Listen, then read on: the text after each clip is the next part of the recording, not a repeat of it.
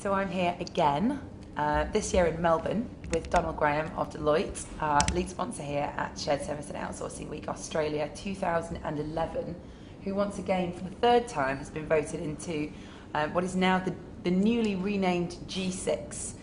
6 is the new 8, and today we've just come fresh off the stage with 5 of your peers, all being grilled as usual by our chairman Martin Fahey in this part of the world.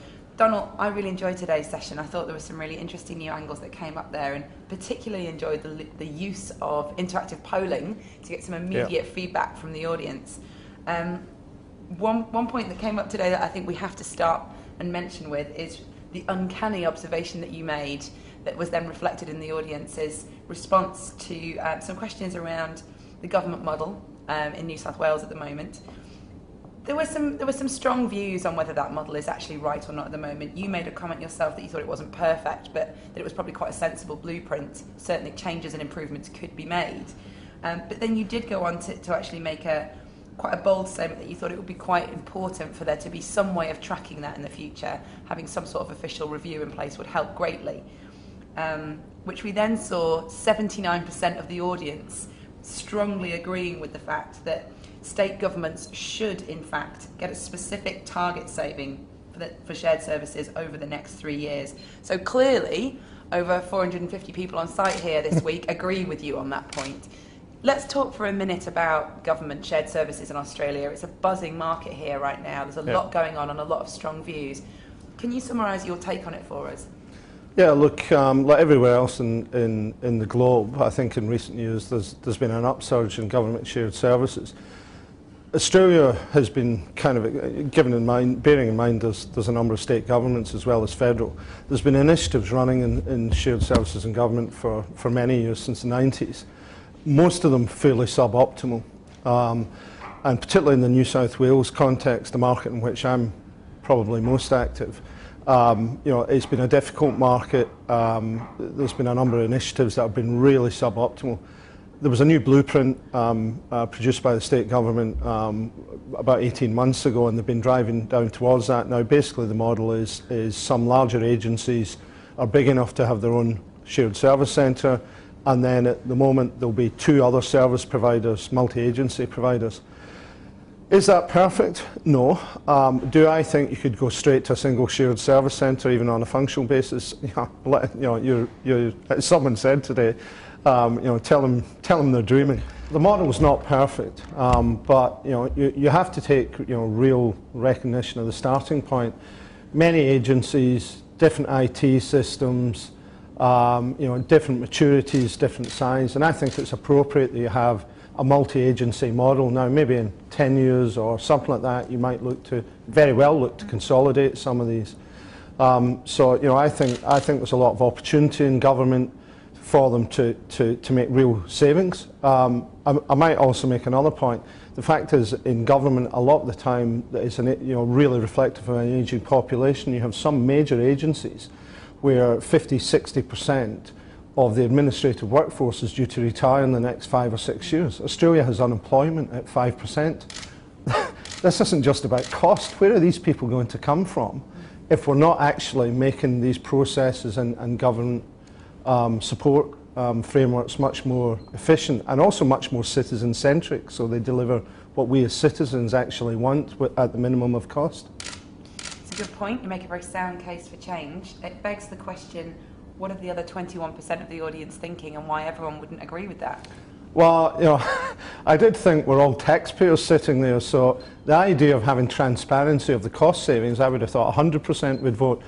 I can only surmise that maybe 21% perhaps are sitting in government shared services, and right now might feel a bit uncomfortable, but that's not about the people that are trying to do their best to deliver it. I think there needs to be a framework. We've seen it in the UK, we're seeing independent reviews. That brings a lot harder edge to really getting the cost savings out, and some of the evidence I've seen out of the UK is quite compelling. What we're not seeing in Australia is that transparency and then the evidence that really says this is worth doing, let's keep doing and do more. Talent, let's talk about that. You mentioned the job family, and you talked about how you felt that there was often a flat structure in shared services. Yep.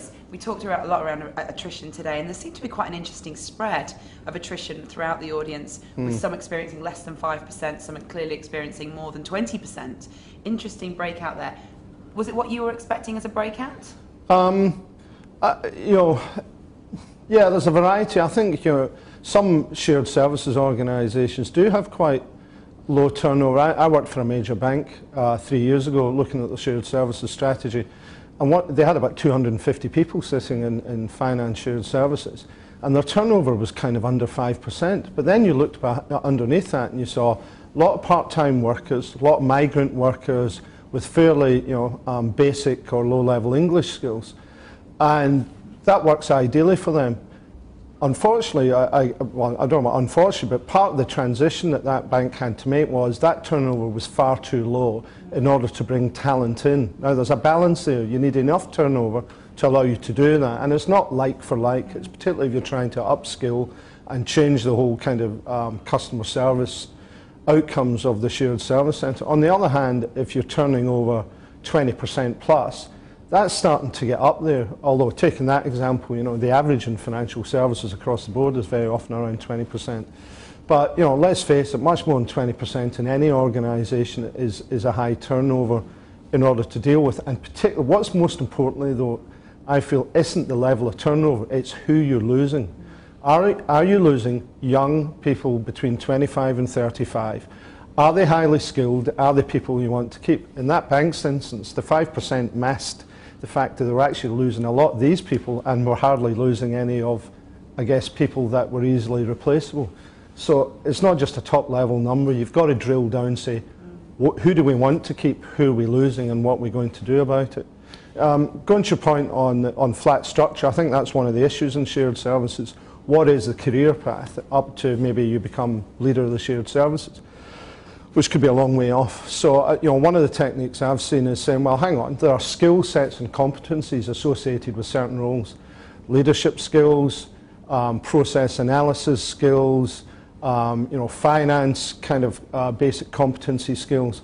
And what I mean by developing job families or spider diagrams is, where do these skills map into other parts of the organisation? And there may be a number of parts in which you can go, well, a natural career point might be, actually, there's nowhere to go up for the foreseeable future, but you could go sideways into another part of the organisation that opens up a complete different kind of career path. And it's having a lot of shared services organisations, in my experience, haven't done that very well. And if you want to keep people and truly treat it as a talent engine, that's the kind of thing that you really need to think about. That ties in nicely to my last question to you, which is around a theme that you mentioned in your opening here at the event in Melbourne yesterday morning: innovation, being creative, thinking outside the box. These are all terms that get bandied around in shared services all the time, but clearly yourself and many others here feel that that's really what it takes to be cutting edge and actually drive your shared services centre forward. There is no cookie cutter approach here. You're going to have to find what works for your organisation. Just very lastly, before we wrap up here today, if there was one innovation tip that you could give to somebody watching this interview, based on what you're seeing in the Australasian at the market at the moment, and just one thing that you could do, what would that be? I think look at the competencies that you have within your organisation, and actually leverage them. So even within your shared services organisation, presumably you have really good process analysis skills. You may have Lean Six Sigma skills. You may have deep understanding of how to standardise. At certain times, even that, they sound pretty basic tools, but there's a lot of parts of the organisation that are crying out for these kind of skills. So go out there and actually sell these skills. It's not even selling the service. Talk about the skills, and you may actually find some services that you can actually provide that the organisation may actually be looking for. Probably the second point is, within shared services, develop an innovation kind of culture. It doesn't happen overnight, but actually get workshops. We call them in Deloitte, we have innovation cafes around a problem, around a client, around some externality that we want people just to come up with wacky ideas. Bring everyone in for a breakfast and kind of just free form ideas. Sometimes we run it over a week and we give prizes. And you know, it's not that hard to do, and it's amazing what you can come up with when you actually, and how people want to be involved. So, wise words, give it a go, sell your services, find out where your skills are in the business, make sure that you're promoting those who've got the talent and finding a career path for them. Once again, it's been a pleasure having you on the G6 here in Melbourne. Thank you again for your time, Donal Graham. Thank you very much indeed.